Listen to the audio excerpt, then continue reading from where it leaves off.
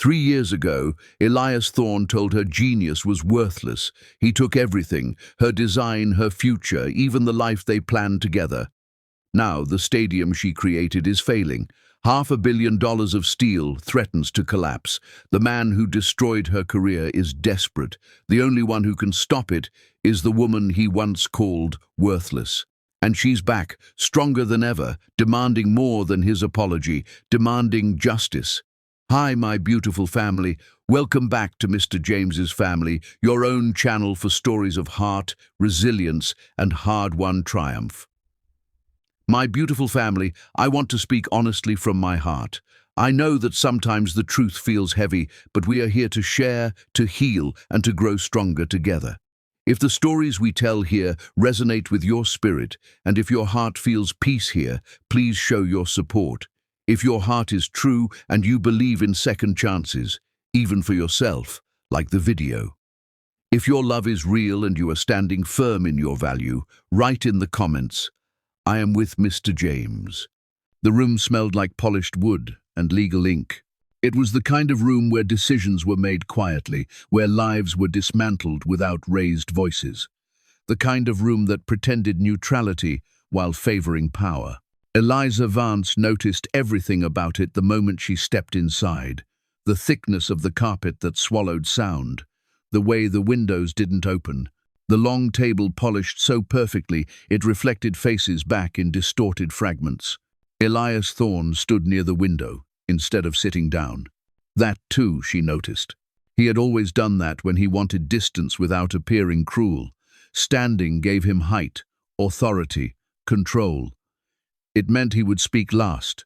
Eliza adjusted the strap of her bag on her shoulder and waited. She had spent 3 nights without sleep preparing for this meeting. 3 nights refining calculations, stress paths, evacuation models. She had come armed with evidence, with logic, with the quiet confidence of someone who knew her work could change how stadiums were built. She still believed, foolishly, that belief would be enough. Elias finally turned toward her. His expression was careful, neutral, polished into something almost gentle. "Eliza," he said, as if greeting her at a dinner party rather than standing on the edge of erasing her. She nodded once. "You asked for revisions. I brought updated simulations." She moved toward the table, reaching for her tablet. He raised a hand. That stopped her. Not the gesture itself, but the timing. The way it came too early. As if the decision had already been made and her presence was merely procedural. "There's no need," he said. The words settled slowly. Like dust. Eliza's fingers stilled in mid-air. She didn't withdraw her hand immediately. She let it hover there for a second, longer than necessary. Her body waiting for correction, for explanation. "For any of them?" she asked. Elias exhaled. A measured breath. Rehearsed. "I've reviewed the concept in depth," he said. "Extensively." She searched his face for familiarity. For the man who used to argue with her until midnight about load distribution and civic responsibility. For the man who once told her that her mind was the sharpest thing he had ever known. She found none of that. "What specifically concerns you?" she asked. Her voice stayed level. She was proud of that. He walked toward the table, but did not sit. Instead, he rested his palm against its edge, casual, proprietary, as if the room already belonged to him. "The market," he said. "The investors. The optics. The structure exceeds every safety benchmark," Eliza replied. "It's not experimental. It's efficient. That's not the issue." "What is, then?" He looked at her, really looked at her, and something in his eyes shifted, not anger, not doubt, but assessment, as though she were no longer his partner but a variable that needed elimination. "Your vision," he said slowly, "is too radical for a corporate commission of this scale." The word radical landed wrong. She felt it in her chest. "Radical how?" she asked. Because it prioritizes evacuation time over luxury suites? Because it reduces private boxes to expand public access? Because it challenges what clients expect, he said. And expectations matter. Eliza let out a breath through her nose. Elias, the entire point of, I'm not finished. The words cut cleanly, sharp enough to sting. She fell silent. He straightened, adjusting the cuff of his shirt, a nervous habit he had never been able to break. She wondered, briefly, why she noticed that now, why she still cared. In this industry, he continued, innovation must be palatable. Yours isn't. She felt heat rise in her face, not embarrassment, not anger, but something closer to disbelief. You proposed this project to the committee, she said. You said they were ready for something bold. I said they were open, he corrected. There's a difference. There. The side. Eliza swallowed. Her hands curled slowly into fists at her sides. She forced them to relax. She would not beg. She would not plead. She would speak, clearly, as she always had. The Aura Dome isn't a risk, she said. It's a solution. It addresses crowd flow failures that killed people in older stadiums. It's unmarketable, Elias said. The word dropped between them like a verdict. Unmarketable. Too radical. Too risky. Worthless. He didn't raise his voice when he said it. That was the cruelty of it. He said it as if stating a fact, as if worth could be measured solely by what men like him were comfortable funding. Eliza felt something inside her go very still. Worthless, she repeated softly. Elias didn't flinch. In the current climate, he said. Yes. She stared at him. Really stared. At the man who had watched her sketch the first concept on the back of a napkin at 2 in the morning. At the man who had kissed her forehead and said, "This will change everything." "You're wrong," she said quietly. "I can't afford to be," he replied. That sentence, "I can't afford to be," revealed more than he intended. Her gaze dropped, briefly, to the leather briefcase resting near his chair. She recognized it. Had bought it for him 2 Christmases ago. Italian leather. Minimalist design. She had teased him for choosing something so conventional. She wondered, suddenly, why it was here. Elias cleared his throat. "We'll be moving forward without your involvement. Without your involvement. Not with revisions. Not with compromise. Without." Her heartbeat slowed. Too slow. "And our engagement?" she asked. The question surprised even her. He hesitated. Just a fraction. But she caught it. "I think," he said carefully, "it's best we keep personal matters separate from professional ones." Her mouth curved not into a smile, but into something hollow. "So that's it," she said. "You steal my work and call it professionalism." His head snapped up. "I never said that." "You didn't have to," she replied. Silence thickened the air. Elias stepped closer. His voice dropped. "Eliza, this is about protecting what we've built." Her laugh escaped before she could stop it. Soft. Broken. "What you've built," she corrected. Something hardened in his expression. "You're being emotional," he said. That was when she knew. She nodded slowly. "Once, then, this conversation is over," she said. She reached into her pocket and pulled out the ring. It caught the light as she placed it on the table between them. A small, perfect circle. Heavy. He stared at it. She didn't wait for him to respond. When she turned toward the door, her legs trembled, but she walked anyway. Each step measured, controlled, dignified. She did not look back. The door closed softly behind her. Only then did Elias move. He opened his briefcase. Inside lay a single folder. The Aura Dome. Her design. Her mind. Her future. He slid it free, his jaw tightening. And in that quiet room, with no witnesses left, Elias Thorne chose ambition over love and sealed a lie that would one day collapse under its own weight. As Eliza stepped into the elevator, the doors closing on the life she thought she had, Elias uploaded a file under his own name, never realizing the smallest detail he overlooked would one day force her back into his world. Time did what silence always does. It buried the noise without erasing the damage. 3 years passed. 3 years in which Elias Thorne's name climbed steadily upward, polished by press releases and keynote speeches. 3 years in which the Aura Dome became synonymous with ambition. $500 million of steel and promise rising from the ground like a declaration that legacy could be engineered. Elias told himself that was all it was. Engineering. Nothing personal. The day the first structural simulations failed, he was reviewing renderings for the opening ceremony. Fireworks arcs, camera angles. The kind of details reserved for men who believed the hard work was already behind them. His phone vibrated once, then again. By the third call, he felt that faint, unwelcome pressure behind his eyes. Instinct, the kind he had trained himself to ignore. "Put it through," he said. The voice on the other end didn't bother with greetings. "We have a problem." Elias leaned back in his chair, gaze drifting toward the glass wall overlooking his office floor. Everyone looked busy, calm, unaware.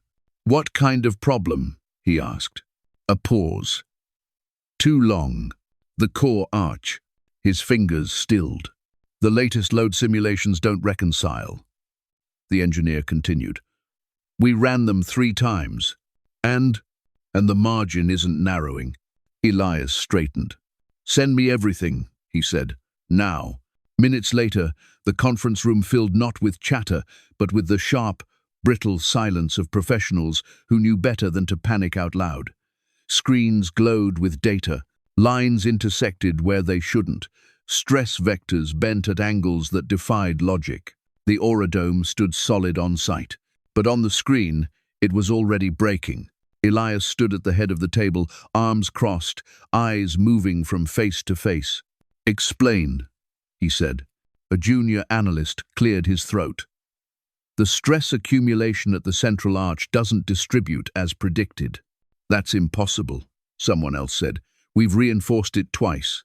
"Yes," the analyst replied, "but reinforcement isn't resolving the contradiction." Elias frowned. "Contradiction? The load paths are obeying the math," the analyst said carefully. "They're just arguing with the concept." That word again. Concept. Elias felt a flicker of irritation. "Be precise." A senior engineer leaned forward. "It's not a materials failure. It's not execution. The problem is upstream." "How far upstream?" Elias asked.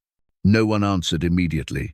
Then someone spoke from the far end of the table, quiet, older, unimpressed by titles. "The flaw is in the original logic." The room shifted. Elias turned slowly. "Explain what you mean by that." The man didn't flinch. The arch was designed to behave as if human movement was a stabilizing factor. "That's unconventional." Elias's jaw tightened. "Unconventional doesn't mean wrong." "No," the man agreed. "But it does mean specific." The screens changed. A new overlay appeared, crowd flow simulations layered over structural stress. The numbers climbed, then spiked. Silence pressed in. "If occupancy exceeds predicted behavior," the man continued, "the structure doesn't fail immediately. It destabilizes gradually. A slow death." Elias felt heat creep up his spine. "So adjust the predictions." "We did. And the model refuses to comply." That was when it happened. A sentence delivered without accusation, without drama. "The original structural logic doesn't belong to us." The words cut through the room. Elias felt them land not on the table, but inside his chest. "What are you implying?" he asked. The man met his gaze. That whoever conceived this system designed it around principles we didn't originate. We've been modifying something we don't fully understand. The room stayed quiet. Partners exchanged looks. Calculations refreshed. No one contradicted him. Elias looked back at the screen, at the arch, at the invisible assumptions embedded deep within it. He felt something cold settle behind his ribs. "How much time do we have?" he asked. Another pause. "Before what?" someone asked. "Before this becomes public," Elias replied. The answer came softly. "Not much." Construction halted within the hour. Cranes froze mid-air. Workers were sent home with vague reassurances. Press statements spoke of routine safety verification. The market believed them for now. Elias didn't. He stayed late, long after the building emptied, alone with the data, with the models that refused to obey him. He pulled up the oldest file. The first version, the one he told himself he had improved. His cursor hovered. For a moment, he considered not opening it. Then, he did. The structure bloomed onto the screen not as a thing of steel, but as an idea. Elegant, purpose-driven, human-centered in ways the later revisions weren't. He scrolled, and there it was. The logic he had never fully rewritten. The assumptions he had kept because they worked without understanding why. His breath slowed. He leaned back in his chair, staring at the ceiling. 3 years. 3 years of convincing himself that credit mattered more than comprehension, that he could own a thing without honoring its source. His phone buzzed. A message from a partner. "We need a solution." Fast. Elias closed his eyes. He knew the answer. He just didn't know if he could survive it. Elias opened his contacts, thumb hovering over a name he had erased years ago, knowing that to save his legacy, he would have to summon the very mind he once declared worthless. The call went unanswered for 2 days. Elias expected that. He left a message the first time carefully neutral, stripped of apology. The second time, he said nothing at all. By the third attempt, he stopped calling and sent the request through official channels, hiding behind process and paperwork the way he always had. When the confirmation came, it wasn't from her. It was from a firm he barely recognized, a smaller name. Quiet reputation, ethical projects, the kind of company that didn't chase headlines. The email was brief. Engineer Eliza Vance will attend the site inspection. Monday, 8 a.m. No greeting, no acknowledgement of history. Elias read it twice. Then he stared at the timestamp until the numbers blurred. Monday arrived without ceremony. The construction site was already awake, machines idling, supervisors barking orders, steel rising against a pale sky. Elias stood near the temporary command office, surrounded by men who waited for his cue, his reassurance, his authority. None of it steadied him. A black SUV rolled through the gates without stopping for direction. It parked where visitors weren't supposed to park. The door opened. Eliza stepped out. Helmet tucked under one arm, boots hitting the gravel with practiced ease. A tailored jacket over a high-visibility vest, functional, not performative. Her hair pulled back, face bare, expression unreadable. She did not scan the site in awe. She assessed it. Elias felt something tighten in his chest, not shock, not longing, but a sharp awareness of presence. As if the space itself had shifted to accommodate her. She didn't look for him. She walked straight toward the exposed arch, eyes already tracing stress points, fingers brushing the tablet in her hand. "Morning," someone said, uncertain. She nodded once. "Where are your latest load readings?" A supervisor scrambled. We have them inside." "I'll take them here," she said.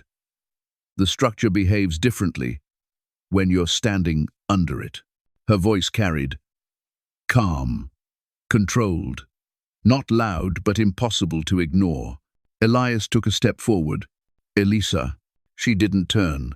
She crouched instead, pressing her palm against the concrete base as if listening through it. "You reinforced the wrong segment," she said. The words sliced clean. One of the engineers frowned. "We followed. You followed intuition," she replied, "not logic." She stood, finally turning her gaze, passing over Elias without stopping, landing instead on the faces behind him. "This arch doesn't fail under weight," she continued. "It fails under movement. You treated it like a static monument." Her eyes flicked to the structure. It was never meant to be one. Silence rippled outward. Elias felt it then, not humiliation, not fear, but displacement. The sense of being demoted without ceremony. Dr. Kai Chen stepped forward.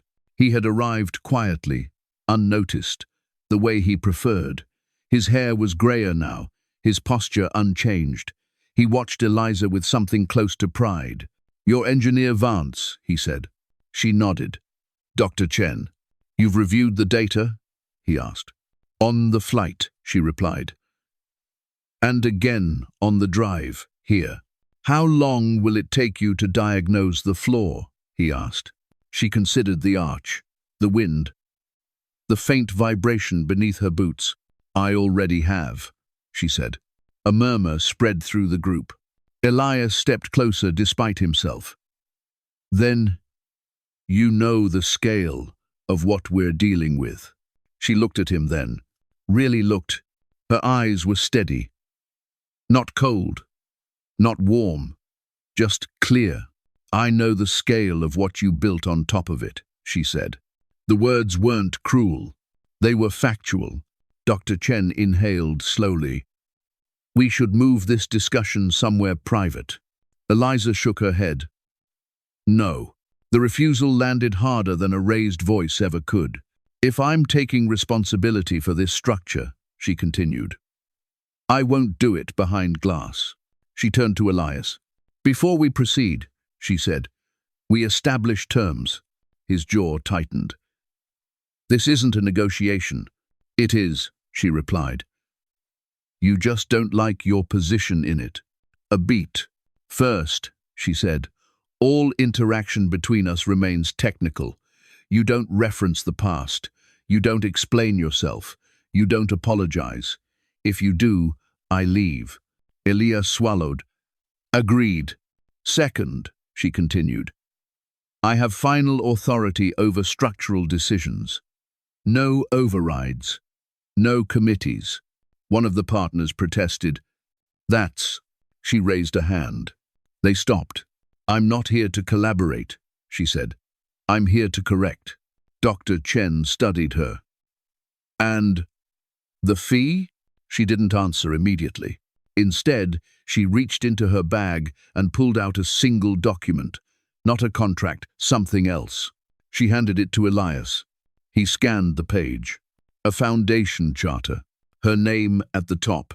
Funding allocation. Scholarships. Mentorship programs.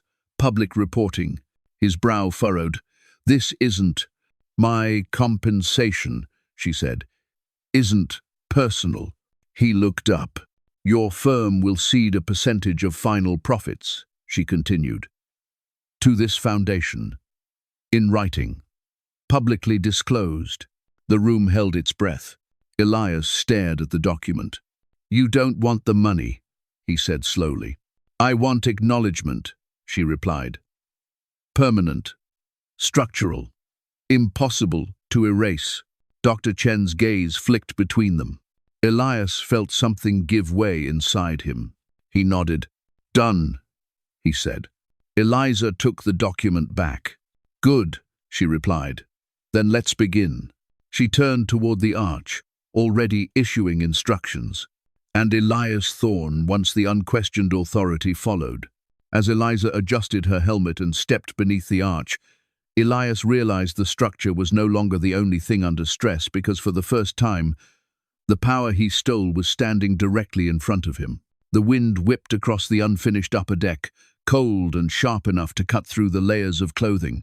Steel beams rattled faintly under the strain of cranes, a metallic whisper reminding everyone below that this structure was alive, breathing, and dangerous. Every footfall on the grated surface sang the song of mortality. One mistake, one moment of hesitation, and someone could plummet hundreds of feet into concrete. Eliza moved like she had done this 1,000 times before, though this was only her first time back here in years.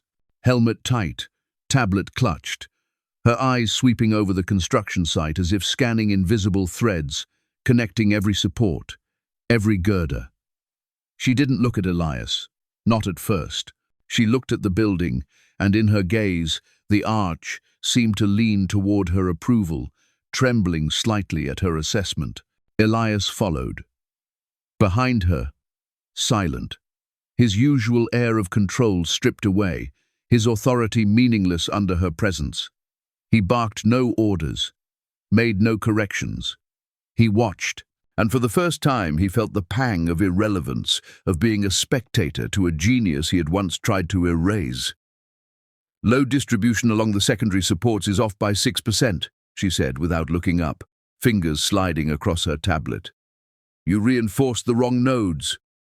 Elias inhaled, chest tightening. He wanted to argue, he wanted to assert himself, but he didn't, he couldn't. Every instinct, every lecture he had ever given, every command he had barked into conference rooms felt hollow now. She was right. Of course she was right. And he knew it. "Correct it," he said finally. His voice, quiet and low, carried only the authority of someone begging to be taught. She glanced at him once, sharp and precise, and then returned to the task. Her hands moved over the tablet, sliding data, adjusting vectors. Every movement was confident, exact, instinctive. She didn't need the simulations to tell her what the problem was. She knew. The building's pulse whispered the truth in ways that numbers could not. Eliza crouched to inspect a joint, leaning close to the steel beam. Fingers traced invisible lines. Her eyes scanned stress points as if reading the heartbeat of the structure. Elias watched, shivering, not from the height, not from the wind, but from recognition. That instinct, that connection, that ownership.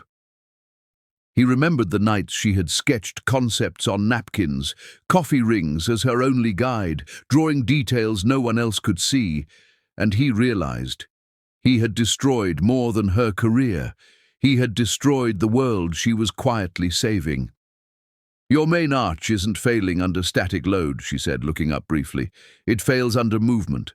Crowd-induced oscillations, human behavior. You didn't account for it." Elias clenched his jaw. He had thought of every conceivable risk, every calculation, every committee-approved adjustment, every consultant's opinion. He had considered them all. But he hadn't thought like her. He hadn't thought about humans, not the ones who would fill these seats, who would run for exits, who would stumble under panic. Not about what their lives meant beyond numbers and prestige. "You designed it to protect people," he said quietly, almost to himself. She didn't respond. She didn't need to. The affirmation wasn't for him. It was for the building, and for the people who would one day stand beneath its arches. The wind shifted, snapping a sheet of steel loose nearby. A junior engineer froze mid-step. Eliza didn't flinch. She barked a command, her voice slicing through the roar of machinery and wind. "Secure the load. Adjust the tension on the east beam. Step back." The engineer obeyed. The steel held. No one fell. Elias exhaled, relief and shame tangled together. He had spent 3 years thinking he had succeeded, thinking he had created a masterpiece, thinking he could rewrite genius with ambition and charm. And now he realized the unbearable truth. The only reason this structure had any chance of surviving at all was because she had created it with human life as the center, not profit. She stood back, surveying the modifications she had made in seconds, and finally her gaze landed on him. "Do you understand now?" she asked, calm, lethal, precise. Elias swallowed. The taste in his mouth was bitter. "Yes." "No," she said, stepping closer. I don't mean that in words you can speak. I mean, do you feel it? He looked away, eyes tracing the arch, the beams, the scaffolding. His stomach knotted. The moral cost of his theft pressed down harder than any failure on paper. He had taken her work, claimed it, decorated it with his name. But that wasn't just a professional crime. It was a human one. He had disregarded safety, intuition, life itself, because he valued recognition over reason. For the first time, Elias realized that genius isn't measured by applause or contracts. It is measured by consequence. And the consequence of his theft now stretched beneath his feet in steel, wind, and the faint hum of cranes. Eliza's tablet beeped. She scanned the screen. The main reinforcement here is insufficient. If left as is, the arch will experience micro-fractures under maximum capacity. Elias's stomach dropped. Micro-fractures? They multiply, she said, exponentially. By the time anyone notices, it will be too late. He swallowed hard. He had spent 3 years convincing himself numbers were everything. That control mattered more than correctness. That recognition was worth more than responsibility. Now he felt the weight of the lives his ambition had endangered. "Then fix it," he said, almost desperately. "I am," she replied. Her tone betrayed no urgency, no fear, only certainty. He watched as she coordinated adjustments, giving commands to crane operators, welders, and engineers alike. Every instruction she issued was precise, deliberate. Every calculation she made accounted for life first, profit second. And Elias felt it like a punch to the chest. He had never thought about life first, not once. The building groaned as if responding to her touch. The vibrations traveled through the steel deck and into his bones. He realized she didn't just understand structures. She understood trust, responsibility, consequence, the invisible web connecting a building to the lives inside it.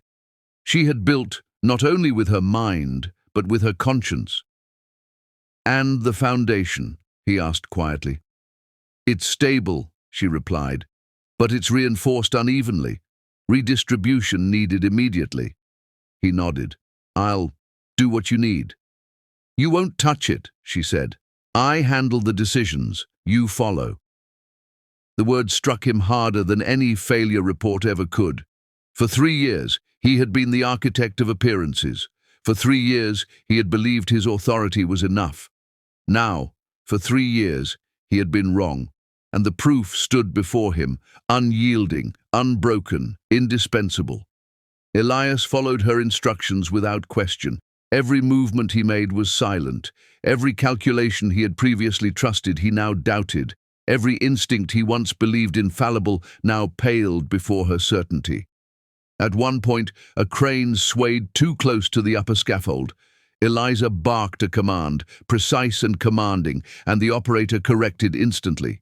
Elias watched, frozen, realizing that in an instant she had prevented disaster, not with law or procedure, but with intuition. The air grew tense, wind shifted, the upper beams creaked, yet she moved with them as though she owned the air around her. And Elias understood something unbearable. She had designed not just the stadium, but the lives that would inhabit it. He swallowed hard. Every breath carried guilt, every glance carried awe. He had never seen dedication like this, not in partners, not in colleagues, not in himself. And he knew, with a cold certainty, that the moral cost of stealing her genius was far higher than he had ever imagined. As Eliza traced the main support arch with her hands, Elias felt a shiver run down his spine, because in that instant he realized the structure was no longer the only thing she was testing. She was testing him. The hum of machinery and the low whistle of wind carried over the upper decks of the Aura Dome, but one sound broke through them all, a sharp, confident click of heels on steel. Sarah Jenkins appeared at the edge of the site, impossibly poised, every detail calculated, white stilettos, a fitted cream blouse, a designer bag that probably cost more than a week of construction wages. The cameras mounted on her phone clattered with every step, her smile wide and rehearsed, a public signal to anyone watching that everything was fine, that she controlled the narrative. Eliza froze for a fraction of a second, helmet still in hand, eyes narrowing. Sarah was the kind of presence that demanded attention without earning it. And yet it was precisely that presence that had once secured the stadium commission for Elias, the connections, the charm, the illusion of propriety. She didn't even glance at the scaffolding or the exposed arch. She didn't care about the numbers, the calculations, the lives that might someday fill this building. Her eyes were fixed on Elias. Clinging to his arm, she whispered something meant to be private. But the words carried across the open air. "Everything's going to be fine, right? You've got this, love." Elias felt the weight of her hand on his arm, the soft press of expectation. But he didn't respond. He didn't smile, didn't reassure. He had nothing to offer her, not anymore, not in this moment. Eliza noticed the panic flicker in Sarah's expression before it was masked by the polished facade, a flicker she thought only she could see. The shallow confidence was crumbling, revealing the woman who had never built anything herself, who had always relied on appearances and alliances to maintain security. Sarah stepped closer, now fully in Elias's space, still smiling at the camera she held in the other hand. "Everyone's watching," she said, tone slightly higher, fragile. "We can't let them see, chaos." Elias didn't answer. His jaw tightened, not because of fear, not because of nerves, but because for the first time the truth was more important than appearances. The building's survival depended on honesty, not charm, integrity, not illusion. And that truth pointed straight at Eliza. Sarah began, but her words faltered as Elias finally looked at her, really looked. "Sarah," he said, firm but controlled. "Step back." She blinked. "Step back? What do you mean?"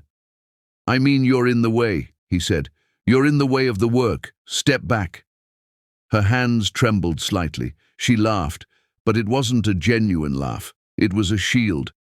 "You can't. People are watching. You can't just—" "I can," he interrupted, voice louder now, the authority he had always wielded, redirected toward truth instead of appearances. "Because this isn't about what people—" He had never thought about life first. Not once. The building groaned as if responding to her touch. The vibrations traveled through the steel deck and into his bones. He realized she didn't just understand structures. She understood trust, responsibility, consequence, the invisible web connecting a building to the lives inside it. She had built not only with her mind, but with her conscience. "And the foundation?" he asked quietly. "It's stable," she replied, "but it's reinforced unevenly. Redistribution needed immediately." He nodded. "I'll do what you need." "You won't touch it," she said. "I handle the decisions. You follow."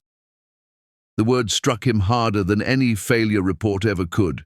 For 3 years, he had been the architect of appearances. For 3 years, he had believed his authority was enough. Now, for 3 years, he had been wrong, and the proof stood before him, unyielding, unbroken, indispensable. Elias followed her instructions without question. Every movement he made was silent. Every calculation he had previously trusted he now doubted. Every instinct he once believed infallible now paled before her certainty. At one point, a crane swayed too close to the upper scaffold. Eliza barked a command, precise and commanding, and the operator corrected instantly. Elias watched, frozen, realizing that in an instant she had prevented disaster, not with law or procedure, but with intuition. The air grew tense, wind shifted, the upper beams creaked, yet she moved with them as though she owned the air around her. And Elias understood something unbearable. She had designed not just the stadium, but the lives that would inhabit it. He swallowed hard. Every breath carried guilt. Every glance carried awe. He had never seen dedication like this, not in partners, not in colleagues, not in himself. And he knew, with a cold certainty, that the moral cost of stealing her genius was far higher than he had ever imagined. As Eliza traced the main support arch with her hands, Elias felt a shiver run down his spine, because in that instant he realized the structure was no longer the only thing she was testing. She was testing him. The hum of machinery and the low whistle of wind carried over the upper decks of the Aura Dome, but one sound broke through them all, a sharp, confident click of heels on steel. Sarah Jenkins appeared at the edge of the site, impossibly poised, every detail calculated, white stilettos, a fitted cream blouse, a designer bag that probably cost more than a week of construction wages. The cameras mounted on her phone clattered with every step, her smile wide and rehearsed, a public signal to anyone watching that everything was fine, that she controlled the narrative. Eliza froze for a fraction of a second, helmet still in hand, eyes narrowing. Sarah was the kind of presence that demanded attention without earning it. And yet it was precisely that presence that had once secured the stadium commission for Elias, the connections, the charm, the illusion of propriety. She didn't even glance at the scaffolding or the exposed arch. She didn't care about the numbers, the calculations, the lives that might someday fill this building. Her eyes were fixed on Elias. Clinging to his arm, she whispered something meant to be private. But the words carried across the open air. "Everything's going to be fine, right? You've got this, love." Elias felt the weight of her hand on his arm, the soft press of expectation. But he didn't respond. He didn't smile, didn't reassure. He had nothing to offer her, not anymore, not in this moment. Eliza noticed the panic flicker in Sarah's expression before it was masked by the polished facade, a flicker she thought only she could see. The shallow confidence was crumbling, revealing the woman who had never built anything herself, who had always relied on appearances and alliances to maintain security. Sarah stepped closer, now fully in Elias's space, still smiling at the camera she held in the other hand. "Everyone's watching," she said, tone slightly higher, fragile. "We can't let them see, chaos." Elias didn't answer. His jaw tightened, not because of fear, not because of nerves, but because for the first time the truth was more important than appearances. The building's survival depended on honesty, not charm, integrity, not illusion. And that truth pointed straight at Eliza. Sarah began, but her words faltered as Elias finally looked at her, really looked. "Sarah," he said, firm but controlled. "Step back." She blinked. "Step back? What do you mean?" "I mean you're in the way," he said. "You're in the way of the work. Step back." Her hands trembled slightly. She laughed, but it wasn't a genuine laugh. It was a shield. "You can't. People are watching. You can't just—" "I can," he interrupted, voice louder now, the authority he had always wielded, redirected toward truth instead of appearances. "Because this isn't about what people see. This is about what holds together and what doesn't. Right now, that means listening to Engineer Vance and letting her do her job." The words hit like a shockwave. Sarah's eyes narrowed, a flicker of panic overtaking the rehearsed composure. The camera slipped slightly in her grip. The heels that had clicked so confidently now felt heavy. She looked at the steel beams, the scaffolding, the engineers moving under Eliza's precise commands, and then back at Elias. Elias didn't flinch. He couldn't. The responsibility was heavier than any social expectation. He was no longer choosing comfort or safety. He was choosing the truth. Eliza, observing the exchange quietly, didn't need to speak. The shift in the air was clear. The dynamic had changed. The woman who had secured Elias's career through charm and alliances was suddenly powerless against competence and consequence. "You're shaking," Elias said softly, almost pitying. But there was no warmth in his voice, only observation. Sarah forced a laugh. I'm fine," she said, but the words were brittle. They fractured immediately in the wind, carrying faintly across the site. Dr. Kai Chen stepped closer to Elias, voice low. "She's never built anything herself," he murmured. "She doesn't understand why this matters, the structure, the lives. She doesn't grasp it." Elias nodded minutely. "I know," he said. And for the first time in years, he felt an unfamiliar liberation. The choice had been made, not by committees, not by public expectation, not by fear, by truth. Sarah's panic grew as she realized Elias would not reassure her, that the world she had built around him, her marriage, the public image, the projected stability, was beginning to crumble in real time in front of everyone on that site. The shallow assurances, the calculated smiles, the camera-ready poses, none of it could compete with the reality that Eliza had returned and commanded authority he could no longer claim for himself. She glanced at Eliza, helmet tight, eyes scanning beams, hands issuing commands, voice calm but precise. Sarah's lips parted, trying to form some retort, some attempt to reclaim control. But the words dissolved before they left her mouth. Elias stepped slightly between them, not to shield, not to protect, but to assert a new hierarchy, truth over appearances, safety over comfort, life over pretense.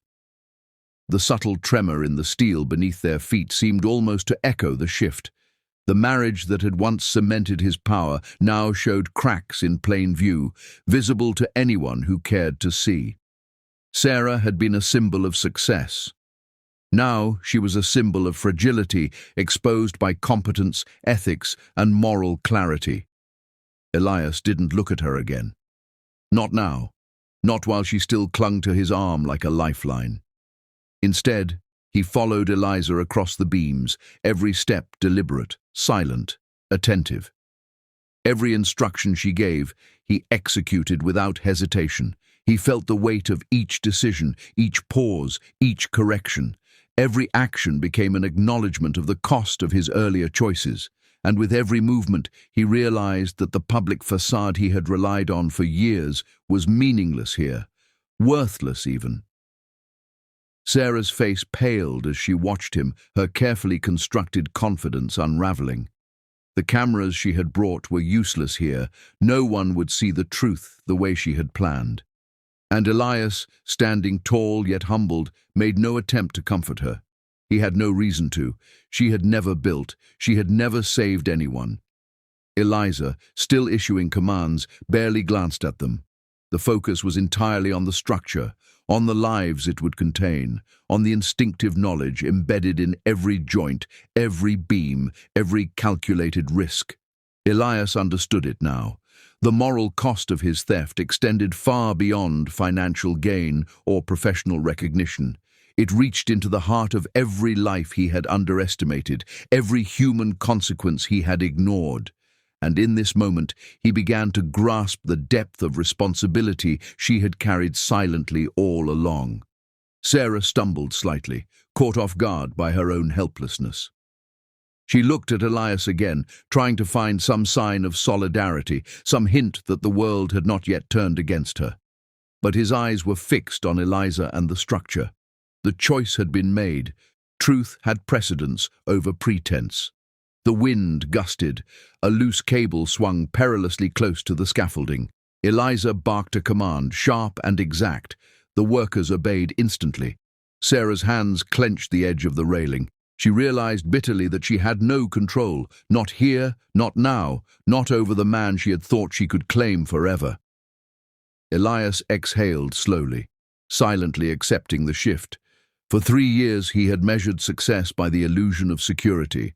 For 3 years he had valued appearance over integrity. Now, watching the woman he once married unravel in the presence of true authority, he understood the cost. Sarah's smile faltered entirely. The cameras had been turned on by choice, yet she had no audience capable of saving her.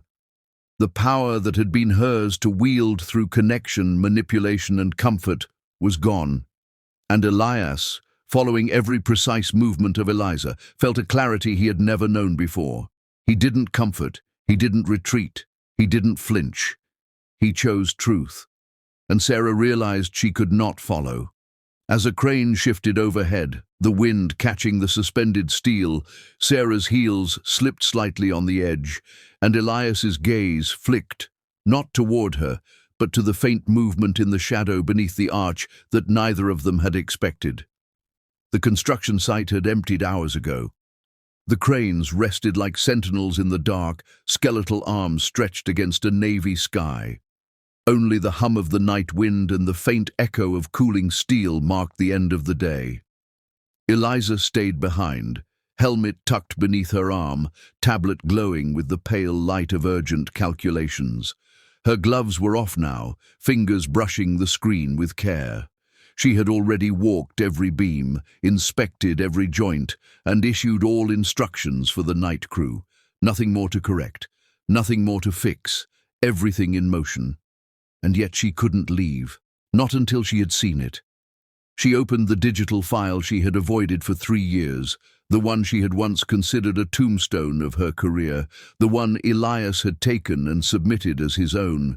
The layers of numbers, angles, and curves scrolled across her screen, meticulous, precise, undeniably brilliant, and yet, hidden beneath all the technical data, she found something new. An encrypted note buried deep in the metadata.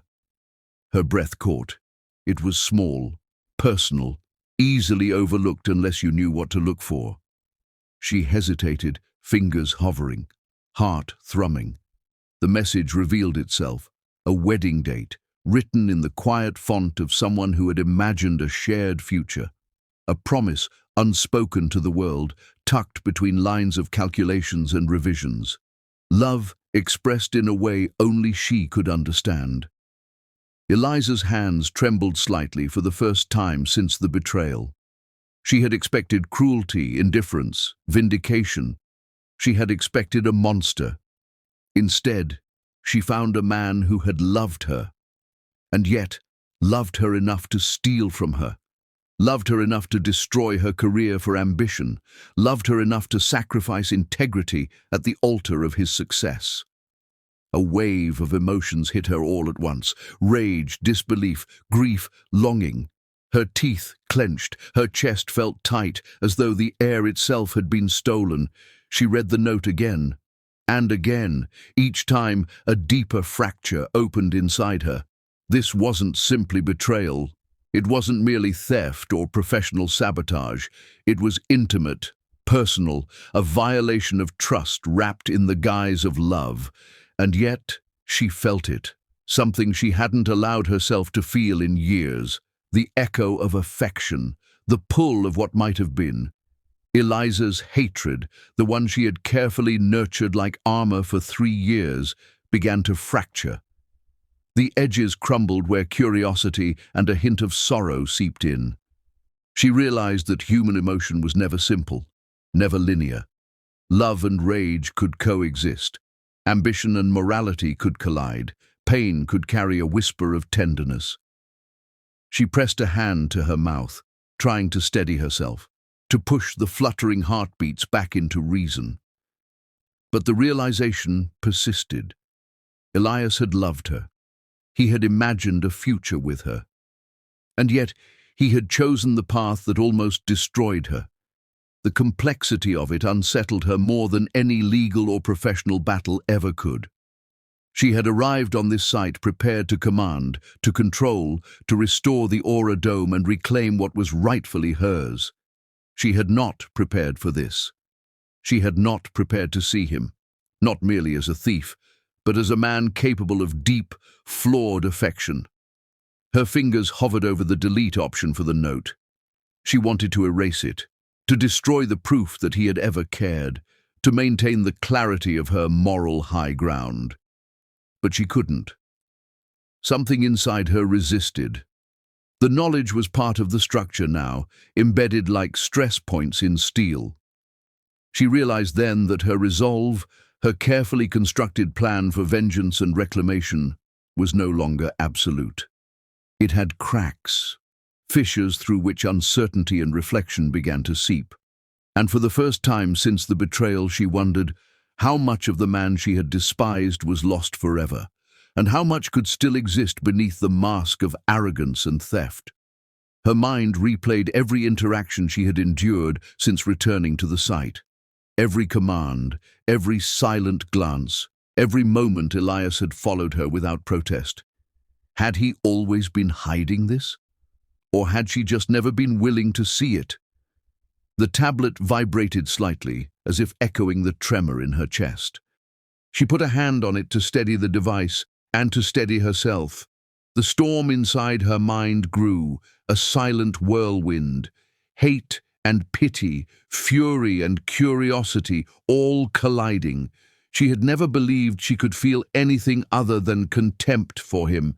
Yet here it was, complicated, undeniable, and terrifying. The night deepened around her. The steel beams gleamed under the sightlights, shadows shifting like living things. Somewhere in the distance a crane groaned as it cooled, a reminder of the very danger that surrounded them. Yet she stayed. She stayed because the note demanded consideration, because the truth, painful, imperfect, human, refused to be ignored. And in that quiet, suspended moment, she realized the stakes had changed. The problem was no longer only structural. The problem now involved trust, emotion, and the unbearable weight of knowing that love and betrayal could coexist in the same mind, the same hands that had once destroyed her. Eliza exhaled slowly, feeling the night air fill her lungs as if drawing clarity from the shadows. Her fingers hovered over the tablet again. Should she confront him with this knowledge? Should she weaponize it or bury it? Before she could decide, a soft chime echoed through the empty construction office. Not from her tablet, from Elias's phone, a single message notification. Her heart jumped. It was from him. The text read only 3 words. "We need to talk." Eliza's hands froze. The screen glowed in the dark like a pulse she could not ignore. For a long moment she did nothing. The air felt impossibly still. The steel around her seemed to hold its breath with her. She realized that the confrontation she had always prepared for, the technical, professional clash, was now only part of the storm. There was something personal here, something dangerous, and she was unarmed against it. She looked up at the arch above, the work she had already begun, and then back at the glowing tablet. 3 years of rage, ambition, and reclamation now collided with something she hadn't accounted for. The undeniable fact that the man who betrayed her had also loved her. And that knowledge unsettled her more than any structural flaw ever could. Eliza's fingers trembled as she stared at the message. Her resolve fractured, her chest tightened, and for the first time since she returned, she wondered if confronting Elias meant not just reclaiming her work, but risking her heart. The site had been quiet hours ago.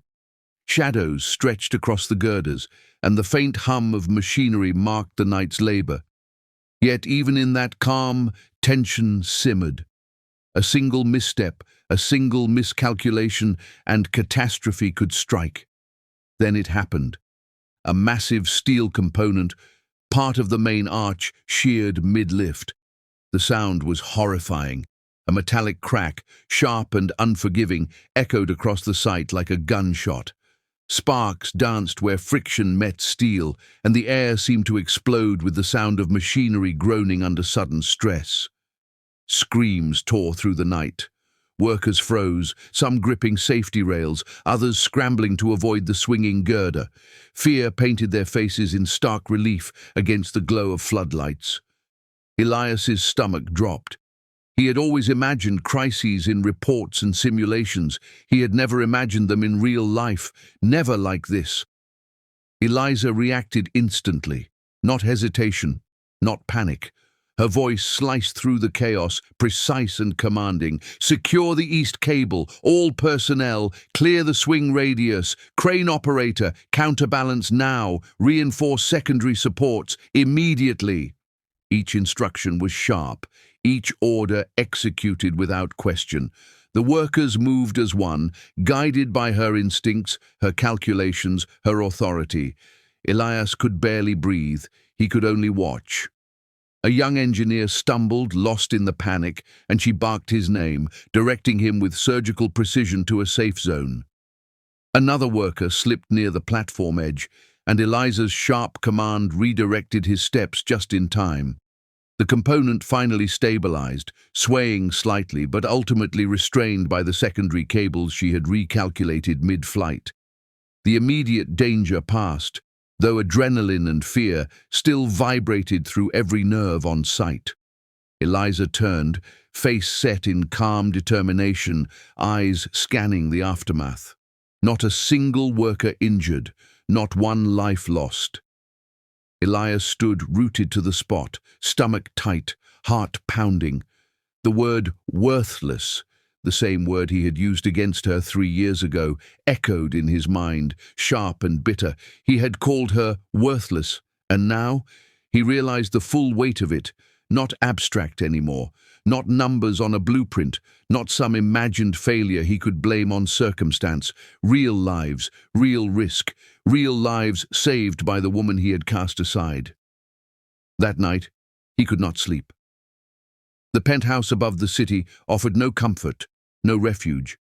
The lights of the skyline glared like a reminder of all he had lost. Sarah had retreated to her chambers, leaving him alone with his thoughts.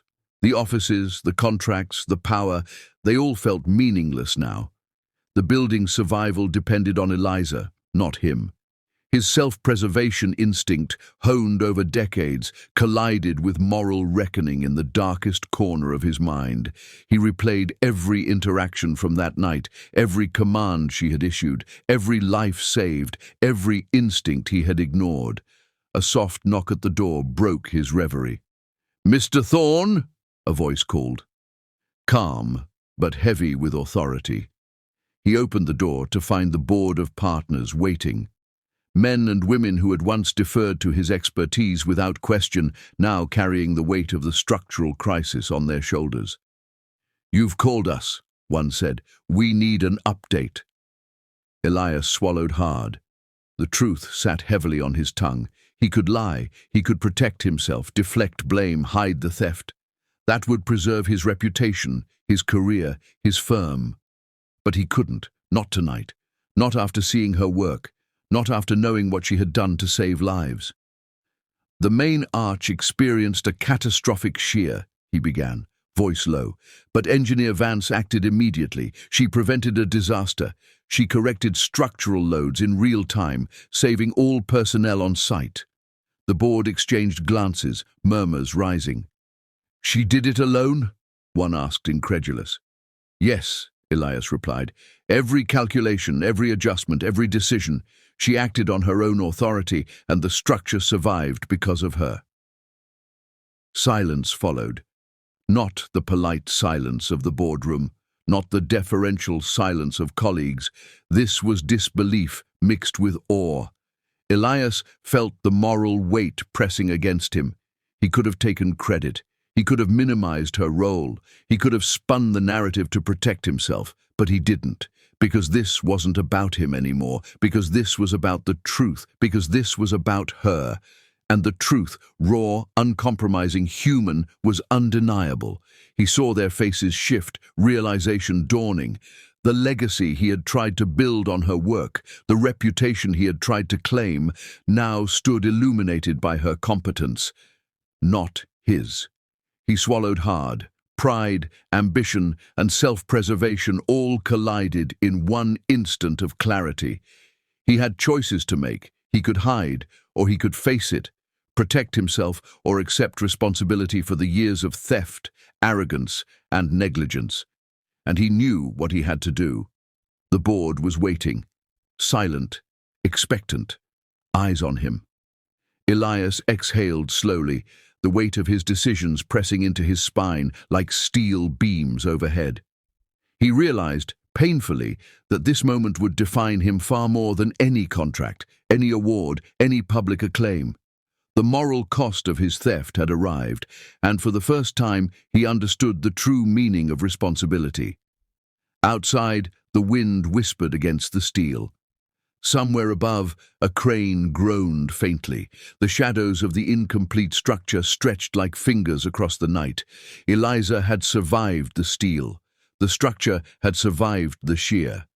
But Elias knew something deeper was at stake now. It was not the building that needed saving. It was him. As the board waited for his declaration, Elias's phone buzzed quietly in his pocket. A single notification, not from a partner, not from a colleague. It was from Eliza. 3 words glowed on the screen. "Meet me alone."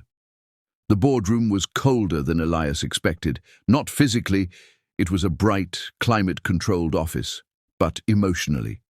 The air between polished oak and glass was thick with fear, greed, and uncertainty. He could almost taste it. Each partner leaned forward in their chairs, eyes sharp, waiting for the words that would decide the fate of $500 million and the reputation of Thorne and Company. Eliza had presented her solution earlier in precise technical detail. Every calculation cross-referenced, every load path recalculated, every risk itemized and quantified. The fix was audacious. A full stress test of the main arch, every component reinforced according to her unconventional design, every section recalculated for human safety margins she had instinctively integrated years before. It was brilliant, and it could ruin him. The board had reacted exactly as he anticipated, cold, dismissive, incredulous. "This is reckless," one partner said, tone sharp. "You're asking us to risk the entire firm, $500 million, for what? Pride?" "Not pride," Elias interrupted, voice low, deliberate. "Survival, of the structure, of the workers, of the truth." Another partner, more senior, shook his head. "And your liability, if it fails? Who bears it? Certainly not Engineer Vance." Elias's fingers clenched against the table. "I will." The room went silent. Every pair of eyes now focused on him. Whispers ceased. The unspoken question hung. Has he lost his mind? Elias could feel the moral calculus of his life tightening like steel cables under load. For years he had chosen appearances, alliances, and profit over integrity. Now the moment of truth demanded a different currency: sacrifice. He took a breath, tasting the metallic tang of fear in his mouth. The partners shifted uneasily in their seats. He could see the calculation running in their minds: risk versus reward, reputation versus liability, public perception versus private survival. He exhaled slowly, letting the weight of responsibility settle fully upon him. Not the veneer of authority, not the polished facade that had carried him for years. Real responsibility. Full, undeniable, unmitigated responsibility. "I will authorize the stress test," he said, voice steady. "I take full personal liability for every decision and outcome of this fix. If it fails, it is my failure. Not hers, not the firm's, mine." The room erupted, quietly at first, then louder, with objections, questions, demands. Partners shouted over one another. Some argued that his decision was financial suicide.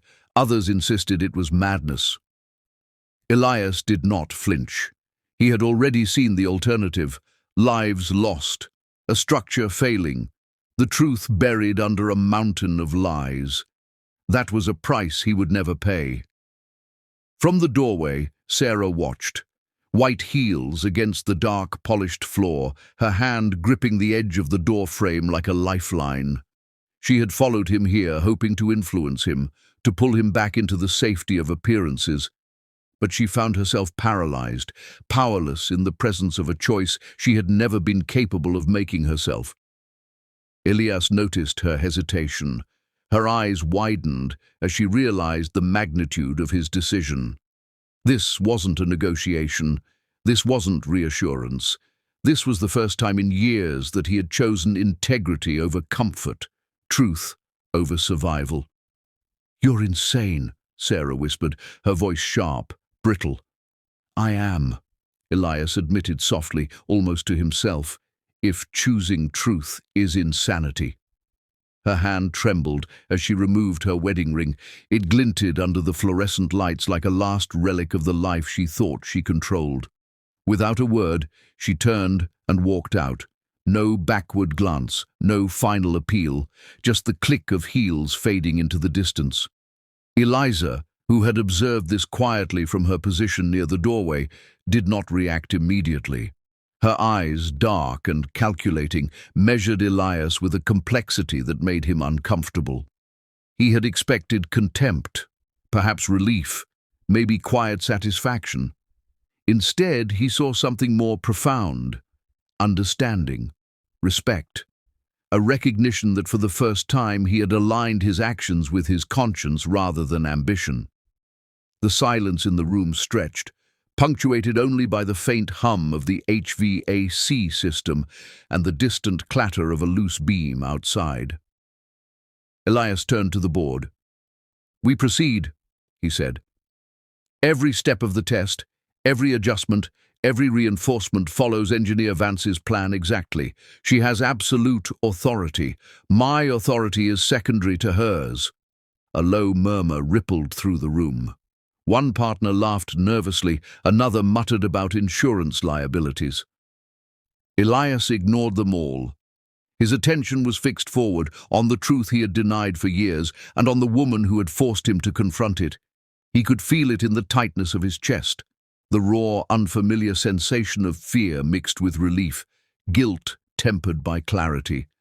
For the first time, the trajectory of his life depended not on manipulation, connections, or appearances. It depended entirely on competence, on ethics, and on courage. Eliza stepped forward, helmet under her arm, tablet clutched in one hand. Her expression was unreadable, calm, precise, determined. Elias noticed the subtle lift of her brow, a silent acknowledgement that he had finally done what was necessary, even if too late for apologies. The board still argued quietly, debating the feasibility, the risks, the potential losses. But Elias paid them no mind. He had already chosen. There was no turning back. Outside, the wind picked up, rustling the incomplete steel of the Aura dome.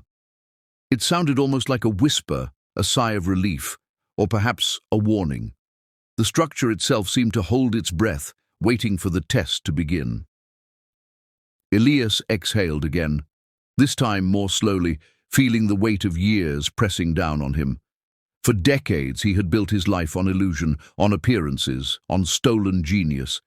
Now, for the first time, he stood on the edge of truth, staring down the consequences.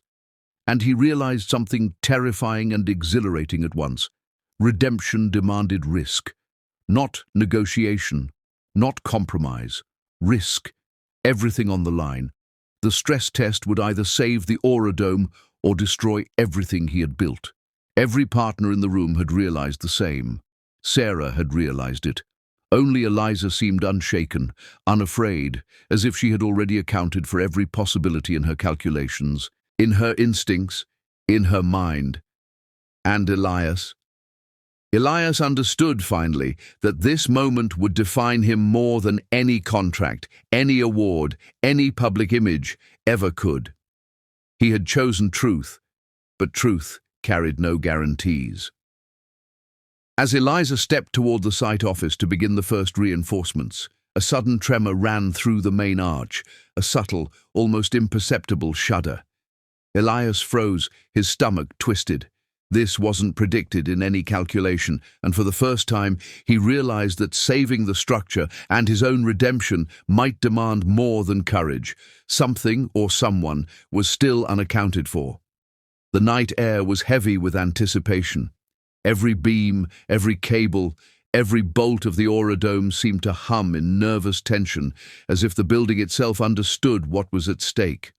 The floodlights cast long, dramatic shadows across the skeletal framework, exaggerating the height and fragility of the half-completed arch. Workers moved in careful, silent synchronization, each knowing that the slightest misstep could undo everything. Eliza stood at the base of the structure, helmet firmly secured, tablet in hand. Her eyes scanned the steel, calculating load distributions in real time. Every muscle in her body was coiled, ready to adjust commands at the precise moment. The subtle tremors that had shaken the arch earlier were now expected, anticipated, accounted for. Yet the tension in her chest mirrored the weight of responsibility she carried. Elias watched from the office platform above, the city lights sprawling beyond him like a sea of stars. For 3 years, he had built his life on appearances, on manipulation, on stolen genius. Every contract, every award, every handshake that had built his empire now felt hollow. Here, in the glow of floodlights and the shadows of steel, he saw the truth, raw, uncompromising, and undeniable. The stress test began. Steel groaned and shivered as hydraulic presses and temporary supports shifted the massive arch into simulated operational stress. The sound was deafening, high-pitched, resonant, metallic, an unrelenting symphony of strain. Every joint seemed to speak, whispering threats of collapse, warning of failure. Eliza barked orders, each crisp, precise, and calculated. Secondary cables at 45 degrees, tension adjusted, crane counterweight 15% increase, check load sensors at nodes 7 and 9, immediate feedback. The workers responded like extensions of her mind. Every motion, every correction, every adjustment flowed through them seamlessly. No hesitation, no questioning, only execution. Elias held his breath. His palms were damp. He had always been in control, always the architect of outcomes, but here, for the first time, he was merely a witness. Minutes stretched into an eternity. The arch trembled violently, swaying under the artificial stress load. Sparks flew where metal and friction met. For a moment, it seemed the entire structure might fail. Then, slowly, imperceptibly, the movement eased. The tremors subsided, the steel settled, the arch held. A collective exhale rippled across the site. Workers slumped against beams, some whispering thanks to a helmeted figure they scarcely understood. Relief, raw and deep, spread through every person present. Eliza didn't move immediately. Her eyes scanned the structure, making final adjustments in her head. She touched a sensor, typed a final input, and then stepped back, allowing herself the smallest, almost imperceptible smile. Elias descended from the platform, heart pounding. Every step toward her felt like a march through the ruins of his pride, his ambition, his ego. He had built an empire on her work, and now she had saved it, without him. The board of partners filed in quietly, heads bowed, murmuring congratulations and reluctant awe. The financial risk had been enormous. The reputational damage, if failure had occurred, would have been catastrophic. Yet here they were, witnesses to a triumph that owed everything to a woman they had once dismissed as radical and worthless. Media crews had been briefed and gathered outside, the flash of cameras capturing the skeletal triumph of the night. Within hours, news outlets would hail her as the quiet savior of the Aura Dome. But here, on the steel bones of the structure, there was no audience beyond the few who had survived the test. Elias finally approached her. His voice was low, almost reverent. It held. She didn't look at him immediately. Her gaze swept the steel, then finally met his. The intensity of her eyes was disarming. Not anger, not joy, only acknowledgement. The work was done. Lives were saved. The structure survived. The stakes had been higher than money, higher than pride, higher than ambition. He extended the blueprint, the original physical copy. His hand shook slightly, uncharacteristically. Every line of stolen genius was now hers again. His own name had been erased, replaced by hers in a careful, deliberate script. Eliza Vance, AIA, true architect. Your work, he said softly, all of it. I know your worth now. She took the blueprint without a word. Her gloved fingers brushed his briefly, not in forgiveness, not in reconciliation, but in recognition. The touch was a tether to a past that could never be reclaimed, yet also a symbol of justice finally rendered. The board watched in silence, some shifting uncomfortably. Elias had signed away profits, reputation, control, everything built on her stolen work. He had chosen truth over survival, integrity over legacy. The cost to him was absolute. Eliza stepped back, holding the blueprint against her chest. The floodlights highlighted the resolve in her eyes. She didn't speak. She didn't need to. Victory was hers.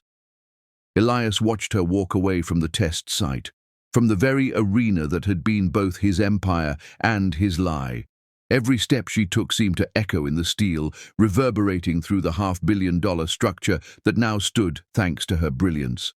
And as she reached the edge of the site, pausing only for a final glance, he felt the full weight of what he had lost and what she had reclaimed. The city beyond seemed to exhale, its lights reflecting the triumph and tension of the night.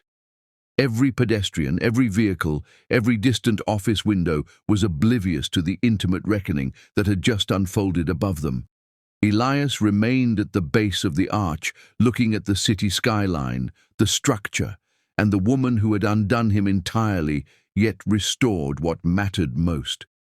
He felt hollow, stripped bare of ego, stripped bare of pretense, yet strangely awake. Somewhere deep inside, a flicker of something unfamiliar stirred. Not hope, not love, not reconciliation, but the seed of understanding. That life was not about control, or credit, or empire. It was about truth, courage, and the acknowledgement of those who deserved it. Eliza disappeared into the night, blueprint in hand, leaving him alone with the ruins of his pride and the overwhelming clarity of his choices. As the first rays of dawn touched the city, Elias's phone buzzed once more. Another message. This time, it wasn't from the board, the media, or even Eliza. It read, "There's something you still need to see. Come alone." And Elias realized that the night's victory, though undeniable, might only be the beginning of the reckoning. Dawn painted the city in muted gold, the kind of light that softened edges yet exposed every detail. Eliza stood on the plaza before the completed Aura Dome, its arch gleaming in the early sun, steel and glass kissed by the first rays. The structure she had once imagined in quiet nights, sketched in hope and determination, now soared in reality, its curves and angles precise, flawless, eternal. She didn't move immediately. The air was crisp, carrying faint echoes of the city waking, car horns, footsteps, murmured greetings. But in that moment, the world had narrowed down to the building in front of her, and the blueprint of her own life she had reconstructed from fragments of betrayal and stolen dreams. Her hands rested lightly on the folded paper she had carried all night, the physical copy of the plans she had saved, revised, and ultimately defended. The signature etched in her own hand gleamed faintly. Eliza Vance, AIA, true architect. A testament not to pride, but to justice. She felt the gentle stir of wind brushing against her skin, teasing the edges of her hair. Somewhere behind her she heard a soft step. "Eliza," Elias whispered, voice low, trembling slightly. Not commanding, not expecting obedience, only a name carried across distance, across years of misjudgment, betrayal, and loss. She did not turn. Her back remained straight, her shoulders squared. There was no malice, no scorn, only an immovable resolve. Some lessons were earned too late, some choices permanent, some bridges burned too deliberately to consider crossing again. He started, faltering as he searched for words that could undo what years of deception had done. She didn't listen. Not because she was cruel, but because she had no reason to. Her mission had never been personal reconciliation. It had always been truth, justice, and reclamation of what was hers. Every day she had survived after the theft. Every night she had rebuilt her confidence, had sharpened her intellect, had fortified her ambition. Everything led to this moment. And she walked forward. The plaza under her feet was empty, save for a few early commuters and the cleaning crews preparing for the day, but the silence felt monumental, almost sacred. Each step was deliberate, each movement a statement. She had survived. She had reclaimed her work. She had survived Elias Thorne's betrayal. She had survived the world that had once called her talent worthless. The Aura Dome glimmered behind her, a monument to her genius, her discipline, her courage. Media outlets would soon report on it, but the world outside didn't matter right now. Only this moment, only the quiet triumph of justice quietly delivered. She felt the weight of what she had accomplished. She had not only restored her career, but she had created a foundation in her name, ensuring future architects from underrepresented communities could rise without being crushed under the shadow of theft, bias, or doubt. Her genius, once stolen and erased, now radiated influence that could not be taken away. Elias had followed her from the plaza steps, hesitant, constrained by regret and the knowledge that all he had built rested atop her intellect. He had lost the contracts, the control, the empire he had imagined. And yet, in his loss, he had also learned, too late, that integrity mattered more than wealth, that acknowledgement mattered more than appearances. "Please," he whispered again, stepping closer, voice soft, almost pleading. She stopped, just for a fraction of a second. Her heart, though steeled by years of betrayal, felt the faintest stir of memory. Not desire, not longing, not love, but awareness. She recognized him, still flawed, still human, still capable of contrition. But the lesson had been learned, and lessons learned at the cost of destruction were irreversible. "You should go," she said softly, her voice steady, without hesitation. Not cruel, not dismissive, only final. He nodded, slowly, the weight of her words settling into him more profoundly than any boardroom confrontation, more deeply than any public failure. No argument, no plea could restore what had been taken. Redemption, he realized, came with no guarantees, and love offered no reprieve. She turned and continued walking, the blueprint held lightly but firmly against her side. Each step forward was a reclamation, not just of her work, but of herself. The sun rose fully, gilding the dome in brilliance. Commuters paused, cameras flashed in the distance, and the city held its breath, not knowing that history had been rewritten quietly, irreversibly, by a single woman's brilliance. Eliza did not glance back. She did not allow the weight of memory or temptation to pull her attention from what lay ahead. The world could wait. The past was a structure she had already rebuilt. She had achieved justice, not reconciliation, not validation from the man who had stolen her life, but she had restored what was hers, irreversibly. Her steps carried her toward a new office, new plans, and new beginnings. The city buzzed around her, oblivious to the personal triumph and the silent reckoning that had just concluded atop the steel of a $500 million project. Every footfall echoed determination, every breath was hers alone. She was whole, and Elias remained behind, the ruins of his ambition at his feet, his conscience heavy, understanding at last that some costs were permanent, and some lessons came too late. Even as she walked into her future, the dome behind her, a shining testament to her skill, she knew this. Victory had no personal reward, love was not guaranteed, and some chapters were meant to close with irreversible growth, not reconciliation. The skyline shone like molten gold.